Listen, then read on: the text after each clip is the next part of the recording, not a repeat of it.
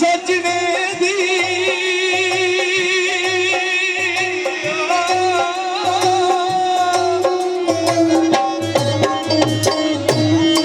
ते कदी बात ते कदी इंसान वो तेरे दलीला दे कोल कसूर मना कदी बुढ़ा ते कदी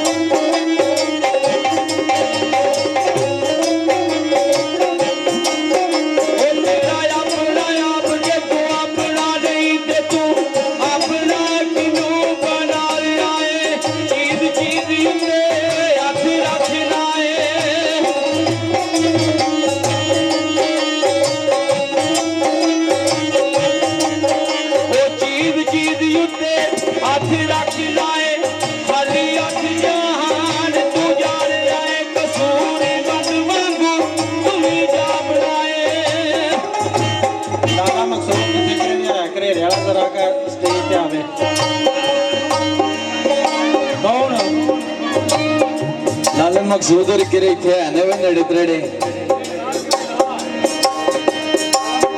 ओ कोई नहीं बढ़ गए अच्छा बाबू जी आंदे ने चलंतर च गाउन सुनाओ हां जी चलंतर ते आ उस्ताद मंजूर और किथे ने आज फिर फस गई जान शिकंजी अंदर ते जो मिलने